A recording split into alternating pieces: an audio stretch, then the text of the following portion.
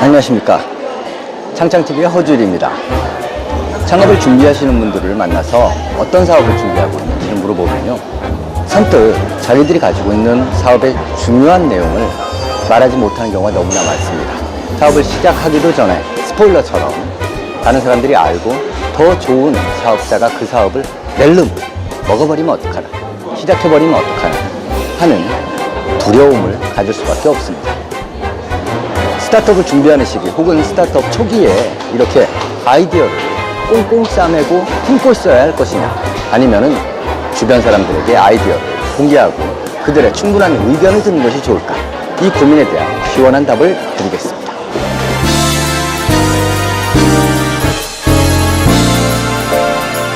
사업 준비하고 있을 때는 사업을 하고자 하는 그 아이디어를 선뜻 다른 사람에게 공개하기가 정말 머뭇거려집니다. 그럴 수밖에 없죠. 아직 자기가 생각하고 있는 아이디어는 세상에 나오지 않았고, 이 아이디어를 듣고 누군가가 쉽게 따라할 수 있다. 특허 같은 지식재산 보호 제도를 활용해서 어떻게 해서 완전하게 이 아이디어를 보호받을 수 있을까 하는 질문들을 많이 하시는데, 아쉽게도 비즈니스 모델, 서비스 모델 같은 경우는 완전하게 보호받는 방법은 없다라고 말씀드릴 수 있을 것 같습니다. 실제로 그런 사례도 있습니다. 비즈니스 모델의 천국이라고 하는 미국에서도 최근에 앨리스 특허 판례라고 하는데요, 비즈니스 모델 자체를 특허의 권리로 인정하지 않은 사례가 있습니다. 분명히 등록이 되어 있는 비즈니스 모델임에도 불구하고 특허 권리자가 무효 처분을 받는 그런 일이 있었습니다. 우리나라에서도 마찬가지예요. 비슷한 사례들이 굉장히 많이 나타나고 있습니다. 실제로 물건의 형태를 가지고 있는 장치 발명 같은 경우에는 그 구조와 구성 요소가 동일하면 형태가 어떻게 바뀌더라도 침해에 해당되는 경우가 굉장히 많지만, 비즈니스 모델 같은 경우에는 원래 등록되어 있는 비즈니스 모델을 후속 사업자가 그대로 베꼈다, 침해했다라는 걸 입증하는 게 굉장히 어렵습니다. 그것을 입증하기 위해서는 먼저 등록을 받은 사업자가, 후속 사업자가 우리 비즈니스 모델을 침해했다라는 사실을 입증할 책임이 있거든요. 그 입증한다는 것이 굉장히 간단한 문제는 아니라는 거죠. 물건일 경우에는 우리 물건과 침해한 물건을 갖다 놓고 양자 간의 비교를 통해 가지고 어떤 유사성이 있는가를 입증하면 됩니다. 그런데 비즈니스 모델은 그렇지가 않죠. 대부분의 비즈니스 모델은 시스템을 통해서 구현이 되죠. 그 시스템을 가져다가 비교를 한다는 것 자체가 가능한 일이 아닙니다. 그리고 만약에 그 침해자의 프로그램, 코딩을 통째로 우리가 입수해서 우리 코딩과 그쪽의 코딩을 비교해서 유사성을 밝힌다고 하면은 이것은 특허 침해를 입증하기 위해서 더 큰 우를 범하는 꼴이 될 수 있습니다. 영업비밀보호법을 위반하게 되는 겁니다. 그렇기 때문에 스타트업들이 사업을 준비하는 시점에 우리 기술을 어떻게 하면 처음부터 완전하게 보호장치를 확보하고 사업을 시작할 수 있을까, 그 고민을 하기보다는 어떻게 하면 내가 소비자들이 원하는 시점에 원하는 형태로 먼저 서비스를 개시하고 이니셔티브를 가지고 선도적으로 시장을 앞질러 나갈 것인가에 초점을 맞춰야 될 것 같습니다. 실제로 제 경우에도 비슷한 경우가 있었습니다. 모닝샐러드라고 2002년도에 제가 사업을 한 비즈니스인데요, 아침 식사용 샐러드를 만들어서 가정으로 배달해주는 사업이었습니다. 시작한 지 3개월 만에 모닝샐러드를 따라한 굿모닝 샐러드가 생겼고, 아침 샐러드가 생겼고, 홈 샐러드가 생겼습니다. 아침 과일이란 브랜드까지도 생겨났어요.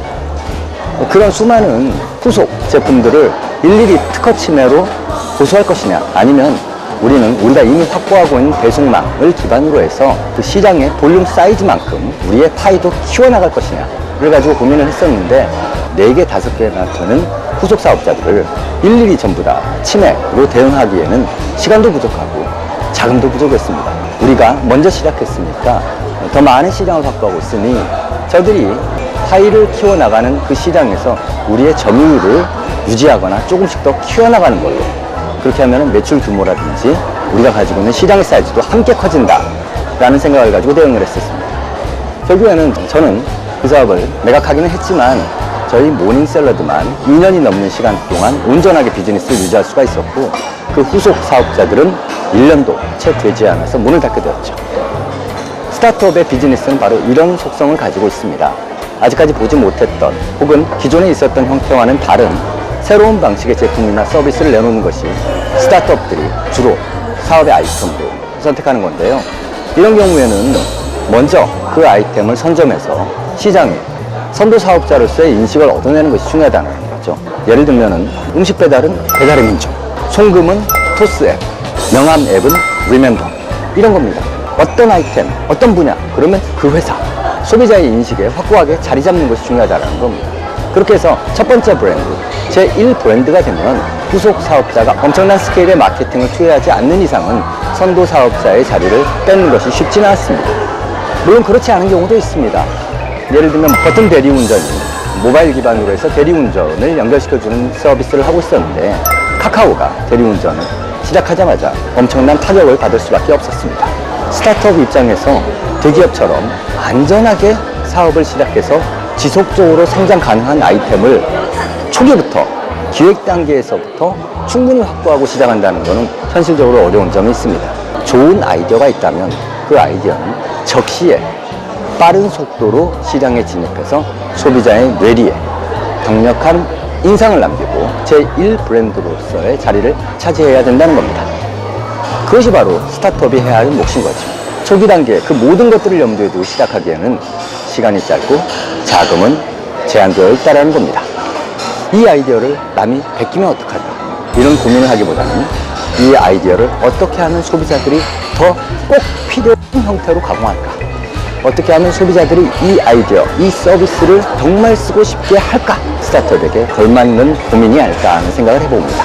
지금까지 창업과 창직의 모든 것, 창창TV의 허준이었습니다.